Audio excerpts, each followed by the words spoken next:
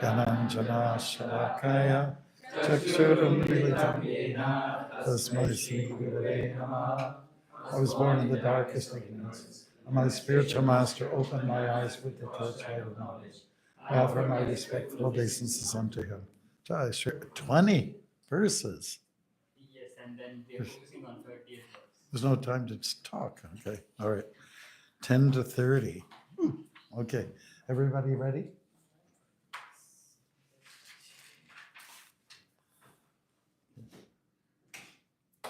Patience is a virtue.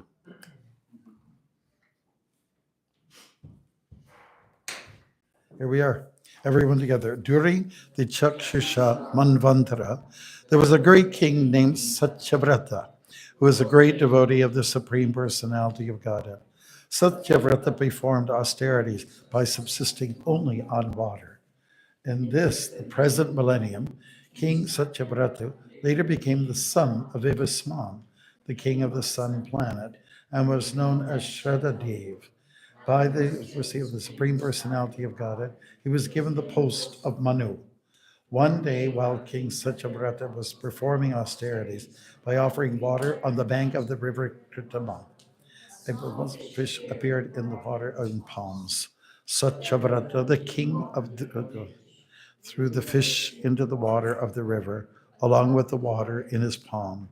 O King Parikshit, descendant of Bharat.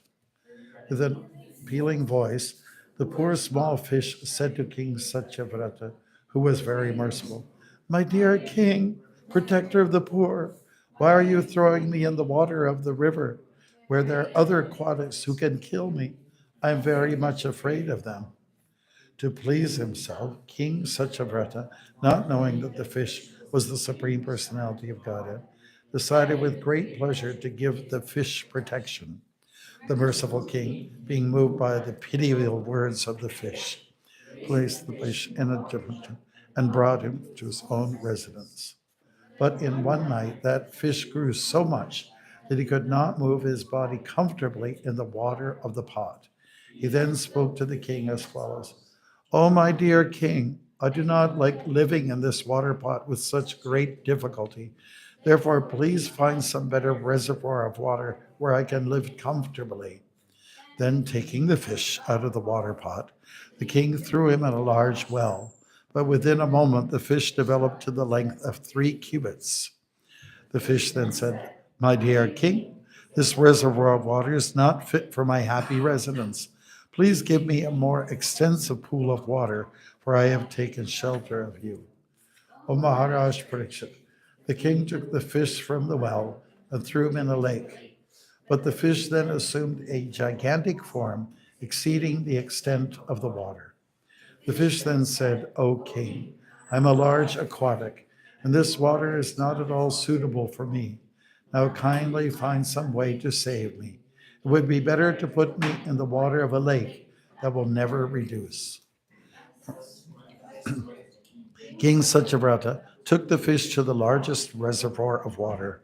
But when that also proved insufficient, the king at last threw the gigantic fish into the ocean. While being thrown into the ocean, the fish said to King Satyavrata, "O hero, in this water there are very powerful and dangerous sharks that will eat me. Therefore, you should not throw me in this place." After hearing these sweet words from the Supreme Personality of Godhead in the form of a fish, the king, being bewildered, asked him, "Who are you, sir? You simply bewilder us." "My lord, in one day you have expanded yourself for hundreds of miles, covering the water of the river and the ocean. Before this, I've never seen or heard of such an aquatic animal. My Lord, you are certainly the inexhaustible Supreme Personality of Godhead, Narayan, Shri Hari. It is to show your mercy to the living entities that you have now assumed the form of an aquatic. O my Lord, Master of creation, maintenance and annihilation, the best of enjoyers, you are the leader and destination of surrendered devotees like us. Therefore, let me offer my respectful obeisances unto you. All your pastimes and incarnations certainly appear for the welfare of all living entities. Therefore, my Lord, I wish to know the purpose for which you have assumed this form. The Lord, possessing eyes like the petals of a lotus, the worship of the demigods, or in the bodily concept of life, is fruitless in all respects. But because you are the supreme friend and dearmost super soul of everyone, worship of your lotus feet is never useless. You have therefore manifested your form as a fish. Hare Krishna. That's it. What verse is it? 30. Okay, great. All right.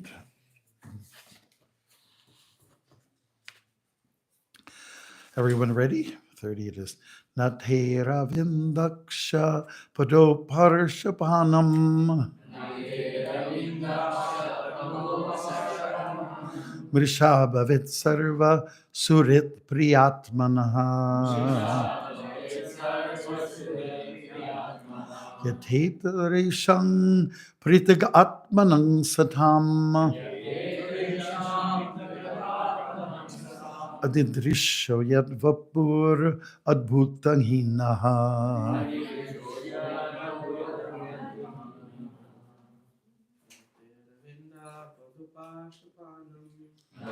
Nariktaksha Padota Parshanam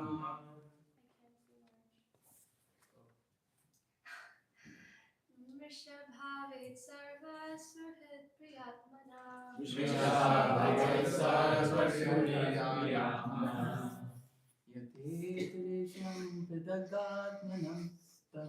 Yathetarisham Pritag Atmanang Satam Adidarsho yad vapur adbhutam hina. Rishoyat Vapur Adbhutang Hinaha Natera Vindaksha Padopa Sarpanang Vrishabhavit sarva suhrit priyatmana. Vrishabhavit Sarva Surit Priyatmanaha Tetarisham Pritag Atmanang Satam Adidrisho yad vapur adbhutanam hina. Adhidrisho Purpur Abhuttahinaha Natedarindaksha Padopa Sarpanam Vrishabhavit Sarva Surit Priyatmanaha Yathetarisham Pritaga Atmanang Satam Adhidraso Yad Vapur Abhutahinaha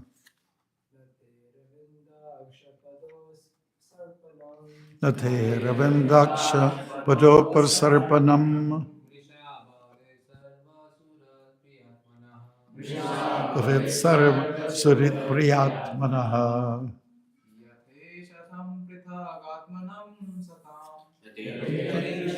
Pritaga Atmanang Satam Drisha Vapur Abhutahinaha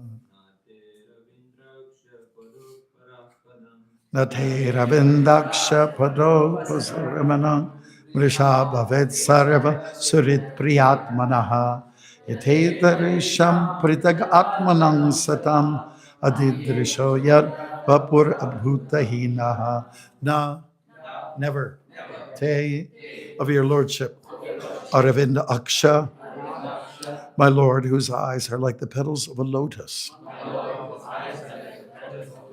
Pada Upasarpanam worship of the lotus feet. Marisha, useless. Bhavet, can become. Sarvasurit, the friend of everyone. Priya, dear to everyone. Atmanaha, the super soul of everyone. Yata, as Itaresham, of others the demigods. Pritag Atmanam, living entities who have material bodies different from the soul. Satam, of those who are spiritually fixed. Adidrishaha. You have manifested yat, that, Vapahu, body, Adbhutam, wonderful, he, indeed, Naha, unto us. Let's read this translation together. O my Lord, possessing eyes like the petals of a lotus, the worship of the demigods who are in the bodily concept of life is fruitless in all respects. But because you are the supreme friend and dearmost supersoul of everyone, worship of your lotus feet is never useless. You have therefore manifested your form as a fish. Purport by His Divine Grace A.C. Bhaktivedanta Swami Prabhupada. Hare Krishna. The demigods like Indra, like Chandra, and Surya are ordinary living entities who are differentiated parts and of the Supreme Personality of God. Yeah. You have to get used to this. The Lord expands himself through the living beings. Nityo Nityanam, Chaitanas Chaitananam. His personal Vishnu Tattva forms, which are all spiritual, are called Swangsha. And the living entities who are differentiated parts are called Vibhanangsha. Some of the Vibhanangsha forms are spiritual, and some are a combination of matter and spirit. The conditioned souls in the material world are different from their external bodies made of material energy. Thus, the demigods living in the upper planetary systems and the living entities living in the lower planetary systems are of the same nature. Nonetheless, those living as human beings on this planet are some attracted to worshiping the demigods in the higher planetary systems. Such worship is temporary, as the human beings on this planet have to change their tatadihantara praptihi. Yeah. The living entities known as and no, okay, Varuna. There's Varuna. And so on, will also have to change their bodies in due course of, as stated in Bhagavad Gita, Antavat tupalang tesham tadbhavat alpamedasam. Men of small intelligence worship the demigods, and their are limited and temporary. Kamastaistaya ritagyana prapadyanti niyadevata. Those who do not know the position of the demigods are inclined to worship the demigods for some material purpose. But the results of such worship are never permanent. Consequently, here it is said, Yate darsha yate tarisham pritag atmanang satam padop sarpanam mrishabhavet. In other words, if one is to worship someone else, he must worship the Supreme Personality of Godhead. Therefore, his worship will never be fruitless. Swalpam apyasid dharmasya trayate mahato bayat. Even a slight attempt to worship the Supreme Personality of Godhead is a permanent. Thank you. I didn't have to do this. Okay. Therefore, as recommended in Srimad Bhagavatam, Tyaktva Swadharmam Charanambujam Harehe. One should take to worship of the lotus feet of Vishnu. what's another name?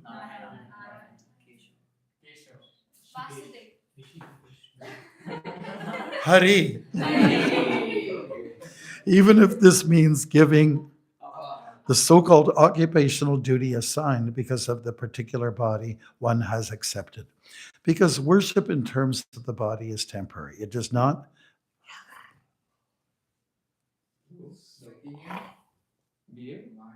bear. It does not bear any permanent fruit. But Worship of the Supreme Personality of Godhead gives immense benefit. Thank you very much. Haribol. For helping us with that. Okay. Okay, a very interesting episode in the Bhagavatam is about this particular incarnation.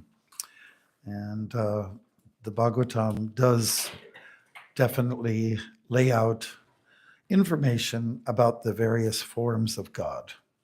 What I really like about our culture, our philosophy, is that God is not just one. God is many, and at the same time one. Does that make any sense? Okay. So the going back historically, at one time the whole globe believed in multiple gods, pluralistic gods, powerhouses, you can say. Um, those who supplied our bounties, the things we need for survivalism. And then at some point in history, within the Kali Yuga, from the Middle East was born this idea: there's only one God, just one. And what that one is, hardly anybody knows. Hardly anybody.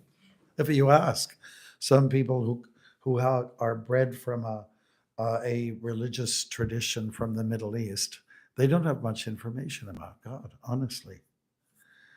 And say, like maybe in the Catholics, they've been led to believe that God is a man, an older guy with curly hair, lots of muscles, and he goes like this. And Adam is created. So we're going to show Adam. That's not Adam. That's not Adam. Okay. So at best, people will say, when you ask them, can you define God? Oh, God is great. But one time, one of our devotees, he's a Polish American devotee. He lives in Alachua, and he's a good friend of mine. And he met with the Pope John Paul, some time back. And he gave him a Bhagavad Gita. And he said, oh, yes, I know Bhagavad Gita, and Krishna, he referred to Krishna is great. So that's okay. That's good information to say someone is great. I remember just a new devotee had come, and a devotee by the name of Rupa Vilas was giving a class. And, he gave an example of Napoleon. Who's Napoleon? Oh, Napoleon is great. Hare Krishna. Give me more, feed me more. So there isn't much information about the personality of Godhead. By the way, why do we say the personality of Godhead? It's got some definition there. It means some personality of Godhead. Personality, personalism. God is a person. Okay. Like us, like humans in a sense, Now, what's interesting about this particular pastime is that the Lord appears in many forms. And now I think after many years of the insistence by our people from the Middle East that God is just one, there's only one God, finally people are saying, well, maybe there are some other gods. Maybe there are some other rupas, forms of the absolute. And why not? I mean, you look at the last phrase of the Bhagavad Gita, Krishna is saying, he's addressed by Sanjaya as being the supreme mystic, Yogeshwara. That means he can do anything. The other day I was listening to Holtz, The Planets, Gustav Holtz. You can check it out. Please write it down. And just write it. And it's called The Planets. And he wrote a song for every planet within the universe. And then he wrote about Neptune, the mystic. Now you have to look at I'm not mystic, okay? Mystic. You listen to that music and please get back to me and let me know after today, because I'm leaving tomorrow. I want to hear from you. After hearing that music, do you feel a little bit more evolved, more mature in your Krishna? Do you feel small maybe? Okay. It's a beautiful piece of music. The guy was very inspired who composed that. The Mystic by Holtz. Okay. Neptune. Okay, speaking of Neptune, speaking of water, this and also that, God decided to appear in different forms. What's the advantage of that? Well, maybe we can start respecting other species. Why does it just have to be a human being? Why is it that we are so arrogant that all the time it's got to be a human form because we are superior, we're the superior race, and it's got to be a man or it's got to be a woman, like that. And of course, by the way, our idea of Bhagawan or the Supreme Personality of Godhead holds that, yeah, God will appear as a man, will appear as a woman, but not to the exclusion of other forms of life. Fish, oftentimes we read in Prabhupada's books that aquatics can be like considered a lower form of life. When we talk about our version of evolution, once we fell from the spiritual world, we become not so fallen. Prabhupada explains, well, we become a demigod, and then after being a demigod, we fall down quite deep. It's a long haul down there, and so we become aquatics. So of course, there's different kinds of aquatics. Some are dull, and of course, it's assumed that we're talking about like a one-celled, species. What do you call those? An amoeba, for instance. Yeah. And it's just not very developed at all. But we do have some advanced mammals that are considered aquatics. So I think we have to sort of break it down and define things. Whales, for instance, dolphins, they're very, very bright. I have a liking for sea turtles myself. Okay. And by the way, the Lord appears as a massive kurma of a kurma. Yeah, turtles are a big thing in most traditions. I have to just share with you that many of our indigenous people believe that the creation started with a turtle. Yeah, our local native people, they have a really far out explanation. Something I wanted to also say to you all is that I recall Charu when he came here. Oh, he was back in the late 70s, and he helped to start the whole Festival of India with Madhua and all that. And I remember him giving a class on the creation. So most people have a version of creation, like coming from that part of the world, that Middle East part, that God was there and everything was dark, and he decided there should be light. And after 7 days, he arranged for the light to switch on and a few things to be placed in there. And then after, he was tired. So on Sunday, it's a day of rest. That's the version we've heard. That's kind of cute, and that kind of works for simple-minded folks. But when you actually go to our books, it's very evolved. It's very wondrous. In fact, Jira was saying it has to be dynamic. It has to be, let's say, awesome. It has to be. So our version is that, God exists and everything's dark. There's a God exists he's on the water. He's having a good time. Some water massage therapy. And then from his navel comes this little stem that comes out. And it grows and grows and grows. And out of it comes the blossom of a lotus flower. And out of the lotus flower comes a human being. And he's looking in different directions. Hey, man, what's happening? And he has like a permanent forehead situation. He goes down the stem to see what is the source, what's going on. He came back up to only find out he didn't have an answer. It wasn't coming to him. But then mystically, the sound of the two syllables ta pa came. And this is very significant because, along with the creation of the world came a message. And that message was, you must have discipline. That's it. Tapasya. Pa means discipline. And also from the 3rd chapter of Bhagavad Gita, the Lord is saying that along with the creation of people and devatas and prajapatis came something else, yajna, sacrifice, which is kind of the same thing.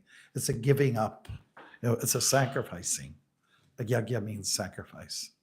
So think about these things, that this is the message. Now, Brahma became enlightened because he heard these words from the Supreme Lord. and he performed austerities for a very, very long time. If you hear about how long it was, your jaws would draw open. Yeah, right, exactly. Yeah, so that the story is very evolved, and it's very, let's say, very complicated, and also very absorbing. It's got a lot of details, a lot of colors, shapes, personalities in there, and like all the stories that we read about, it's very you get so entangled in it, like a tango. Does anybody know what a tango is? I go there every year, and tango in Argentina. That's the birthplace of tango, and it's a guy and a girl, sometimes two guys, sometimes two girls, because everybody's very loose these days. So, anyways, but they're very into each other, right? Very much into each other. So the idea is that these stories grab your attention. They're absorbing, compelling, and you don't want to leave them. In fact, you could just concentrate on these stories instead of the other things. Now, when I was having some lower back difficulties, one of our devotees who was priming up to go to Hollywood, he showed me the Star Wars, and I looked at it and he said, "This is the story of Ram. A princess is kidnapped, and everyone's trying to get her back." And the guys in these spaceships, they're all in saffron color, brahmacharis trying to get her back. And, and there's heroes there, and, they're borrowing, they're borrowing ideas from the Vedas, Nothing is original except for what we find in the Vedas. So when you look at these stories, be a happy, let's say, audience that is hearing from the source of all stories. Okay? You can hear everything about, like I'm a monk, some of us are monks, and we've met, when you go for a walk, sometimes you see a chipmunk. and there's a story behind it, how the stripe got by the chipmunk. It's a story in the Ramayana, right? And then there's a story of, how poison came about from the churning of the ocean of milk, and there's a story of how Shiva gets this, this little deposit of poison here, and everything that's wondrous comes from the Ramayana, the Mahabharata, the Bhagavatam stories, the Puranas. They all come from the Puranas, and that's. Prabhupada explains in 1716, please note this down, 1716, chapter 1716 of Bhagavad Gita, like it's the answer to the classic question, how can I control my mind, Maharaj? People ask me, how can I control my mind? The answer is there. I'm going to leave it to you. It's homework. You have to explore it yourself. How do you control your mind? Okay, the answer is there. It comes in the verse, in the shloka, and also in the purport, how to control the mind. So even if you apply, it might still be difficult. Well, let's go back to our story here. It's very compelling. Satyavrata has got a fish, and the fish is talking. The Ramayana is all about talking monkeys and vultures who speak probably in English. And people have got these ideas. The Panchatantra is full of stories about animals that you can get lessons from. The only problem with the Panchatantra is that there's a lot of killing. Disney wouldn't take it up. One animal kills another, and it's not like a happy ending necessarily. Not necessarily. Okay. So anyways, going back to multiple gods, okay, fish, tortoise, what else do we have? Lion, we have a boar, yeah, and we have a horse, avatar, and a swan, hamsa, turtle, yeah, those are a few, and I'm sure there's more. I'd be interested to find out if there's such a thing as mosquito incarnation. the the creature that we love the most, right? Yes. So that's why God is great. if we ask the question, why, if God is great? He's great because he can do many things. He can take many forms. Here we're talking about serving worshiping the lotus feet. I didn't know that fish had feet, but somewhere or other he can do anything. He has fins. He has fins. But yes, lotus fins. And I don't know why they couldn't say that, but no, feet are important. The base of a being, the base of a being, the foundation of a being is the humble place. When we have darshan in the morning, and I think we still hear Dharma Prana going, Anitai Gora, Jaya Gora Anitai. We still hear him, right? And then the doors open, and then we do our obeisance, and then we're to look at the lotus feet of Gora Nitai. You look at the feet, and then you go up. So spiritual life starts from the point of humility. That's the point, right? Humility, and it doesn't start from being arrogant and looking up necessarily and getting the face of God. It starts with the feet of God. That's where that's where real bhakti begins, at the base. I mean, if you when they built this building here in 1897, they had to have a strong foundation. As far as we know, it is a strong foundation. But since we acquired this building, we've been laying out concrete. It makes it even stronger, because there was just dirt under here. There was dirt, and we had to lay concrete in the various sections of the building. And so if you want to get anything done, if you want to build something strong, you have to have a strong foundation. So for life itself, we need a strong foundation. That begins with going to the lotus feet. The feet of whom or what? Well, the feet of God, and also the feet of Guru. And we shouldn't forget sadhu, because in the real culture of Vedic culture, it's about, you have multiple gurus. It's not just one who will deliver. It's multiple gurus. Just keep that in mind. It's multiple gods and multiple gurus. Now, there might be one supreme power, and that, of course, we acknowledge as Krishna. Students of Bhagavad Gita, I think we get it very clear that Krishna is the source. Aham sarvasya prabhavo bhata sarvam prabhartate. Everything that is matter, everything that is spirit is an emanation from him. It's pretty clear. And I wish that our Hindu friends would spend a little more time reading the Bhagavad Gita, because for them, it could be could be Ram, which is not a problem. It could be Durga, which is a little bit of a problem. And it could be some Kartikeya, that was a slight problem. There's a few problems here and there. And if they could just grab the Bhagavad Gita, which is meant for everybody, for all people of all times, all places, then we would get it. Oh, it's Krishna who is the source of all, and not Vishnu.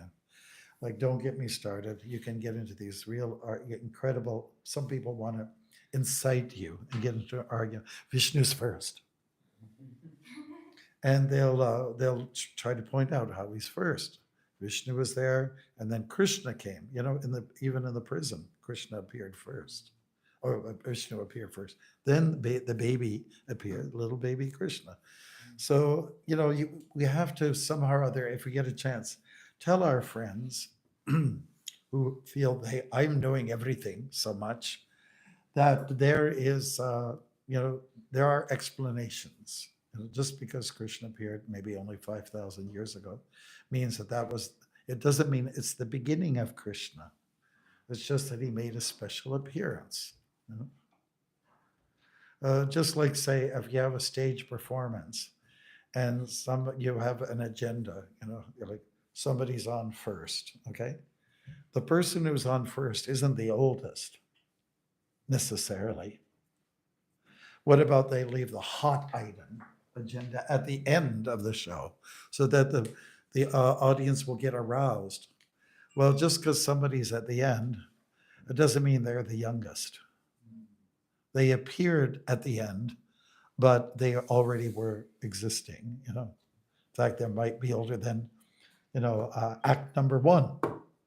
So that's how it works. Krishna looks at this world as a stage, and he's a performer. That becomes clear also in the Bhagavatam. He's a like an actor. He's on the stage and he's rolling out all these dramas. He's also the director. He's the actor and the director. And he's also involved in special effects. Chapter 11 from Bhagavad Gita, And he also is many, he can become many, many, as we're hearing about today. So this is, just a little bit for us to grasp a little bit piece of information on how the Lord is important. He is one. He's Svangsha, which means he's the source. And there's a lot of Vibhanamshas that are coming out from us.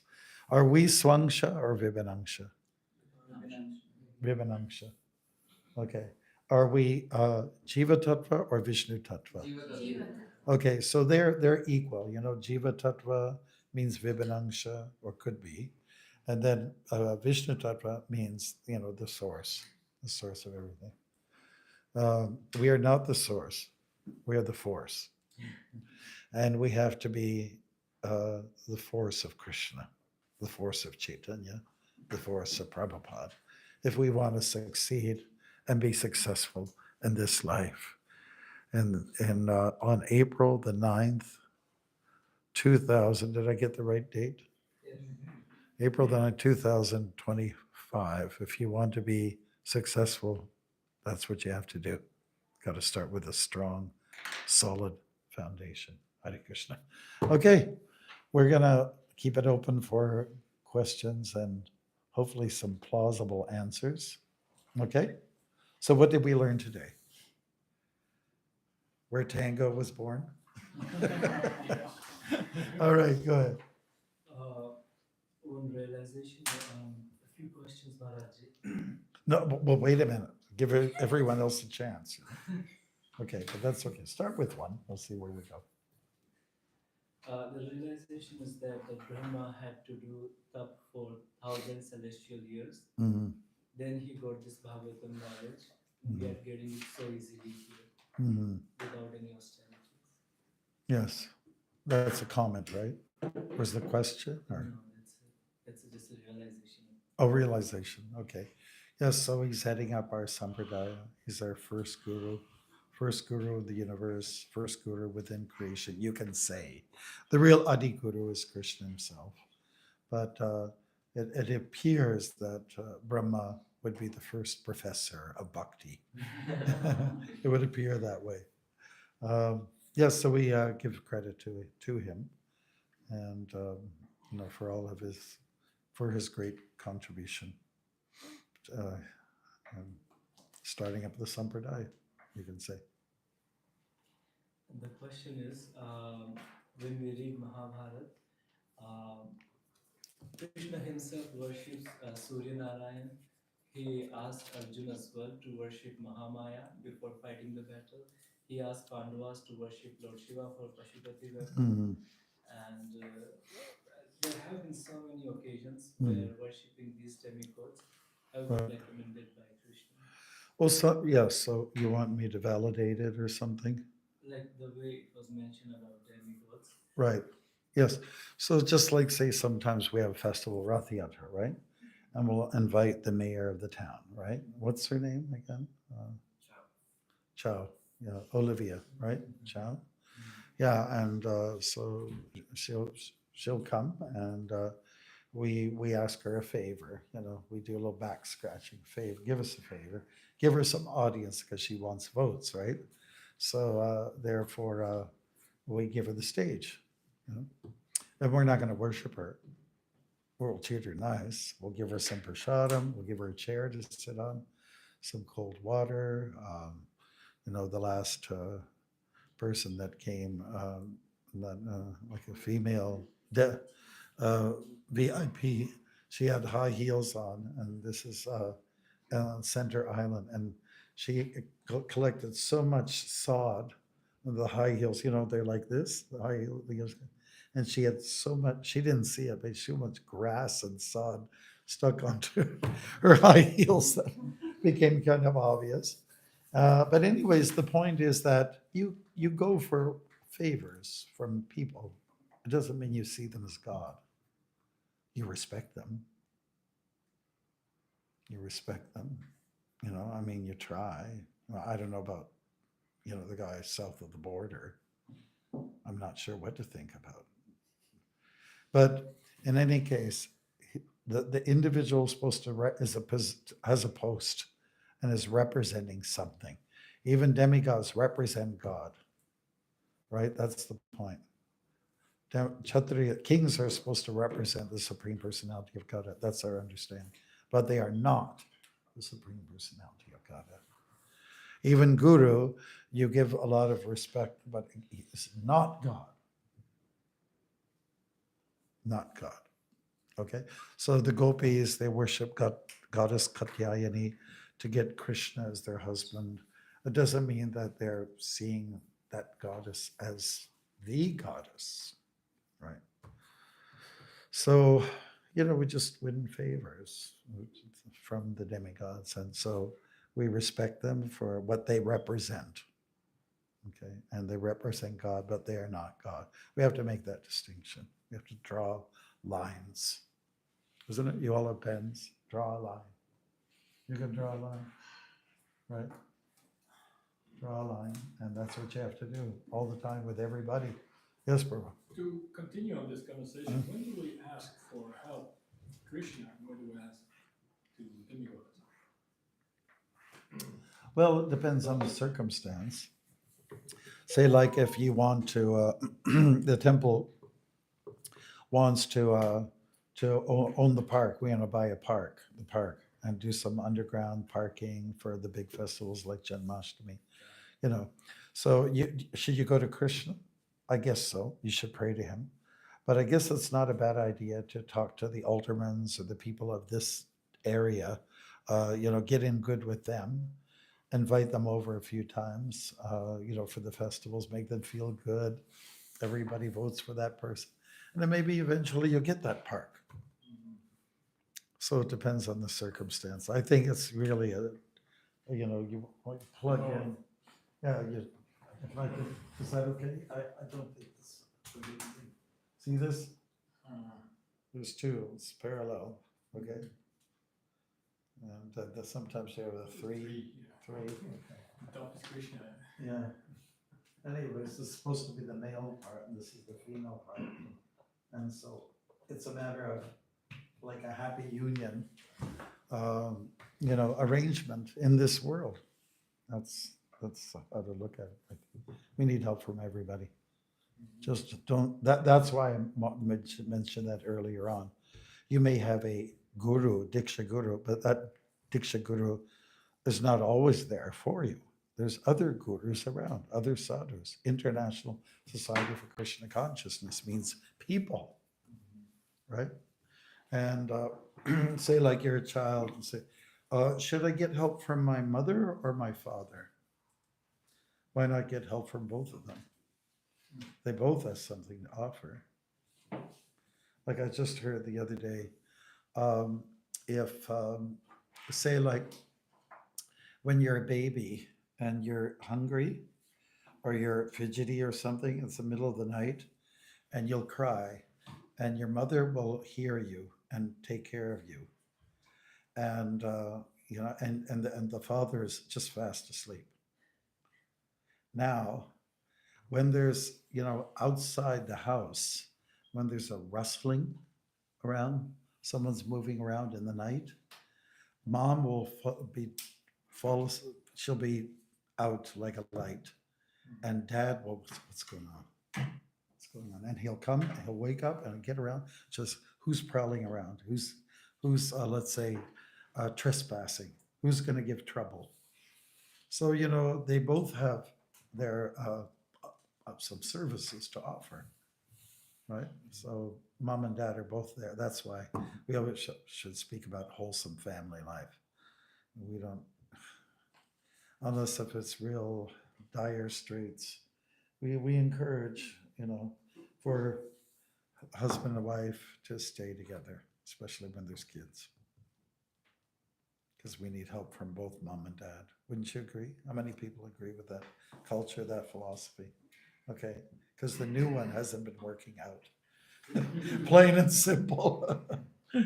Okay. All right, that was a good question. Yes, Babu. Maharaj, I would add on that. So what should be our mood like when we see like there is a worshipping of demigods is going on, Worship of demigods is going on, demigods. Yeah. and what should be our mood in that? Because in 10 defenses it is mentioned that we should respect personalities like Lord Ganesha, Hanuman. Oh yeah, Chaitanya Mahaprabhu traveled all over India and he worshipped all the He offered respects. There's no problem with that. You know, I mean, let's say you're walking across Canada and you come to a Catholic church and, you know, there's like Mary is standing out there, or whatever she does. You know, there's no problem with respecting her. But if you get a chance, an opportunity to talk to someone, well, Mary's very nice, but have you ever heard of Radharani? Have you ever, you know, Lakshmi? So, you know, opportunities, just look for opportunities. It's a good thing that people are worshiping demigods. They're plugged into the culture. But like as it was quoted here, right? Not worshiping with not true understanding. Well, Kamaisvaisthya means you're not so developed, your intelligence is not right on track because you haven't understood everything just yet. So let's try to help people understand the position of Krishna as opposed to Ganesh or Shiva. Best thing is to distribute books. And you don't have to do much talking. The books will talk, explain it for themselves. And it's always hard to talk to somebody who knows I'm knowing everything. Like, sheesh. I remember I was in Kanpur years ago before we had our center there. And I was encouraged to go to a function. And I was allowed to speak, you know, in English, and someone translated to this, you know. It really wasn't such a big event. I got a little bit deceived, I think, I feel. But after I finished it, I had three men, grown men, you know, Hindu guys come in and, excuse me, we want to talk to you. And I said, yes. I said, we know we are knowing everything. And you can tell us anything, you know, like really arrogant. You can tell us anything. So you are from the West. We are very interested in your money, but not your message. So that was pretty clear. They weren't very advanced bhaktas. You know? So it's hard to tell someone who knows everything that, you know, you should like Einstein's. I don't know anything. The universe is so big. I'm small, you know. So that's the real pundit. That's a person who's somewhat realized, admits the world is big and I'm small. What can I even know? What can I fathom? Okay. Anything else, Prabhus? Si, senor. So Maharaj, you mentioned about tapa, which was the first instruction to Yeah. Brahma, and you mentioned that it is discipline. So discipline in terms of spirituality, that we are chanting our we are chanting our 16 rounds and following the regulatory principle, or discipline in terms of normal things like making your bed and stuff like Yeah, well, that. everything, the whole gamut. Oh, yeah.